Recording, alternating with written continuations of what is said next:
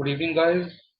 Basically आज हम Nifty का वीकली एनालिसिस करेंगे कि आने वाले टाइम में अगले इस week Monday to Thursday, Monday to Friday के में तक बाय निफ्टी किस तरीके से परफॉर्म करेगी और किस तरीके से हम पूरे वीक ट्रेड प्लान कर सकते हैं, कहाँ पर हम ट्रेड को एग्जीक्यूट कर सकते हैं और लॉन्ग टर्म के लिए मतलब इस एक्सपायरी तक के लिए हम कैसे ट्रेड को प्लान कर सकते हैं। सबसे इंपॉर्टेंट चीज पहले तो हमें समझना पड़ेगा कि चार्ट किस तरीके से परफॉर्म कर रहा है, मार्केट किस तरीके से परफॉर्म कर रही है, क्योंकि उसके बिहाफ पर ही हम ये आइडिया लगा पाएंगे कि रियलिटी में हमें किस तरफ ट्रेड प्लान करने चाहिए।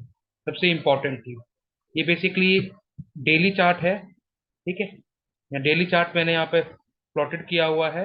ये डेली कैंडल्स हैं बेसिकली। यहाँ पर डेली कैंडल्स में आपको दिख रहा है कि मार्केट ने जहां पर हमें कल मूव क्लोजिंग दी है 18,700 के नियर बाय, वहां पर हमें क्लोजिंग दी है। यहाँ से एक अपसाइड मूव बनता हुआ है दिखाई दे रहा था। यहाँ पे कुछ दिनों के लिए डाउन साइड रही मार्केट एंड देन अगेन एक गुड रैली यहाँ पर आपको दिखाई दे रही है। ठीक है, चलो हम यहाँ तक छोड़ देते हैं, हम इसके आगे डिस्कस करते हैं। ठीक है, ओके। सबसे इंपॉर्टेंट चीज क्या है कि यहाँ पर आपने जो इस रैली के अंदर चीज देखी कि एक अप मूवमेंट रेगुलर बेसिस पर चलता रहा। सबसे इंपॉर्टेंट चीज देखिए, जैसे कि इस कैंडल की क्लोजिंग इससे ऊपर है। ठीक है, इस कैंडल की क्लोजिंग बेसिकली अगली कैंडल से ऊपर है। ठीक है, तो यहां पर बेसिकली क्या है कि हर कैंडल जो है वो दूसरे कैंडल से ऊपर जाके क्लोज हो रही है, यानी कि एक अप मोमेंटम रेगुलरली बेसिस पे चलता हुआ। इस कैंडल ने नीचे क्लोजिंग देने के लिए नीचे ओपन तो हुई, यहां पर इस कैंडल से नीचे ओपन हुई, पर क्लोजिंग जो थी हमें इस कैंडल से भी ऊपर दे दी, यानी कि एक अप मोमेंटम रेगुलर चलता रहा। अब वो मोमेंट जो है वो बेसिकली यहाँ पर ब्रेक हुआ। जो इस कैंडल की क्लोजिंग थी वो बेसिकली इस कैंडल की क्लोजिंग से नीचे हमें एक और क्लोजिंग मिल गई, यानी कि कहीं ना कहीं मार्केट में वीकनेस दिखाना शुरू हो चुका है। कहीं ना कहीं प्रॉफिट बुकिंग भी आ सकती है। सबसे इंपॉर्टेंट चीज है निफ्टी के अंदर, पर ऑल टाइम हाई पे मार्केट चल रही है, वहां से प्रॉफिट बुकिंग आना लाजमी है। पर क्या अभी प्रॉफिट बुकिंग आ जाएगी? ऐसा पॉसिबल है? हाँ, कोर्स हो सकता है पॉसिबल। पर सबसे इंपॉर्टेंट जो लेवल है ना यहाँ पर वो है 18,600। ये जो ग्रीन कैंडल है इस ग्रीन कैंडल के नीचे 18,600 एक बहुत ही इंपॉर्टेंट फिगर है। 18,600 क्यों है?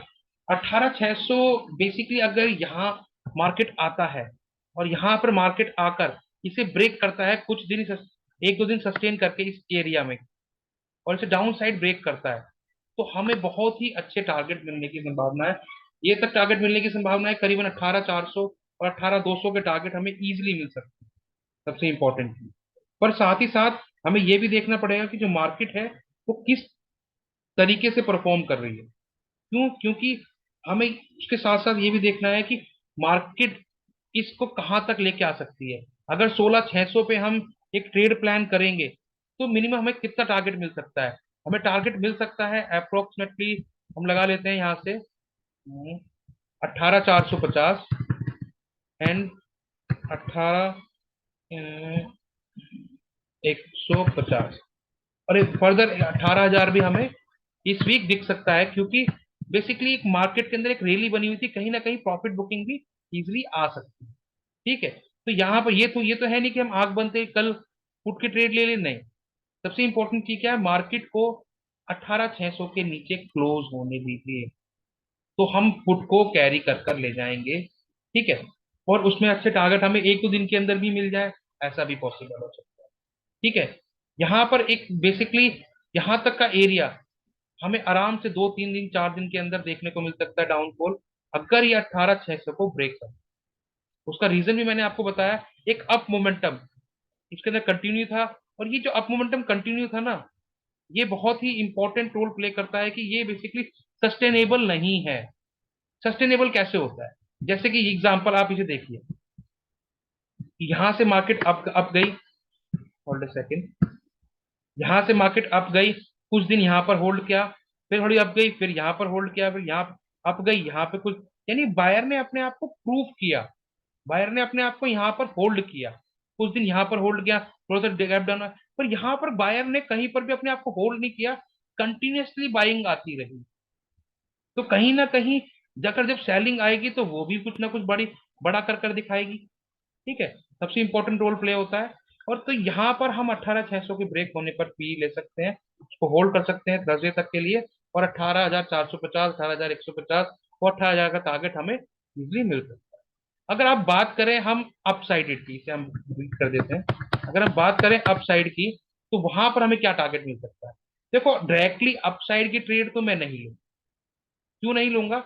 उसके पीछे मेन रीजन ये है कि मार्केट ऑलरेडी अप मूवमेंट में चल रही है, ऑल द हाई, और एक सस्टेनेबल जगह पर स्टैंड नहीं कर रही है। तो आप बायर्स ने अपने आप को प्रूफ तो किया है कि वो प्राइस को ऊपर लेके आ गए हैं, पर कहीं ना कहीं वीकनेस देखने को मिल चुकी है। सेलर्स भी कहीं ना कहीं हावी होना शुरू हो रहे हैं। जब सेलर्स हावी होना शुरू हो रहे हैं तो ऑटोमेटिकली जो ये एरिया है ये बहुत इंपॉर्टेंट रोल प्ले करता है। कौन सा एरिया? 18,600 से 18,900 तक का एरिया। ये एरिया है, ये बहुत इंपॉर्टेंट रोल प्ले करता है। ये भी हो सकता है कि मार्केट का थोड़ी सी गैप अप खोले और यहीं पे सस्टेन करती रहे, थोड़ी देर यहाँ पर आए, थोड़ी देर यहाँ पर आए। तो बेसिकली आपको ये भी समझना पड़ेगा कि मार्केट ये तो है नहीं कि एक तरीके से ही चलती है। मार्केट के अंदर कहीं ना कहीं तो मूव आते रहते हैं। मान लो मार्केट यहाँ पे खुली, यहाँ पे गई, थोड़ी सी अप गई, थोड़ी सी नीचे गई, थोड़ी सी अप गई, फिर थोड़ी सी ऊपर गई, फिर थोड़ी सी नीचे गई, थोड़ी सी नीचे गई।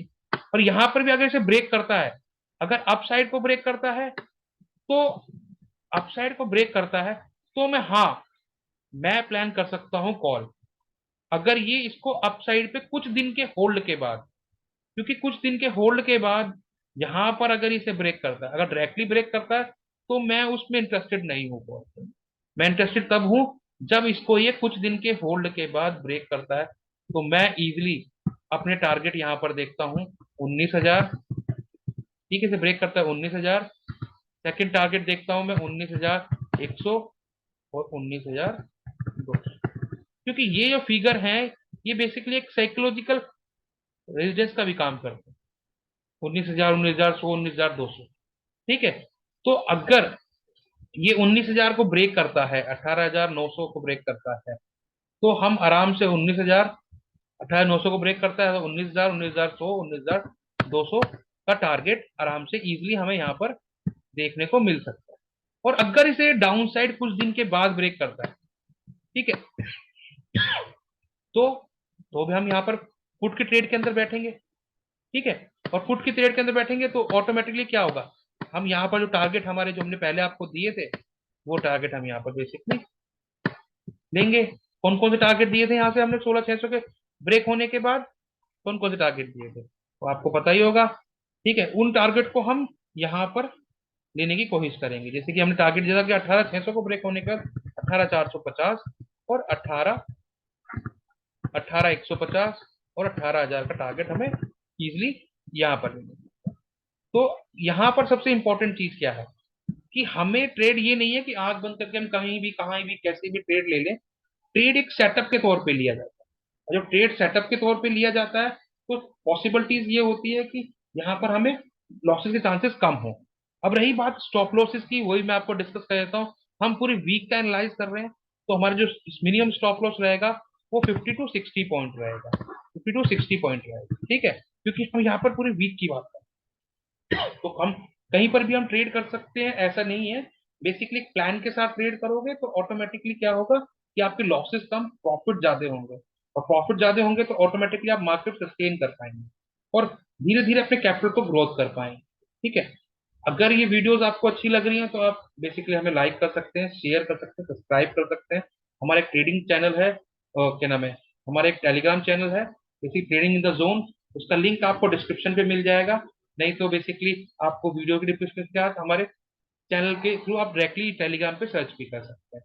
ठीक है, और कल जो ट्रेड प्लान करें उसकी मैंने वीडियोस निफ्टी की पहले भी दे रखी है आपको। पर ट्रेड के साथ साथ हमेशा अपने स्टॉप लॉस को जरूर प्लान करें। अगर आप स्टॉप लॉस प्लान नहीं करेंगे तो आप ये समझिए अपना कैपिटल धीरे धीरे ब्लो कर। Thank you so much.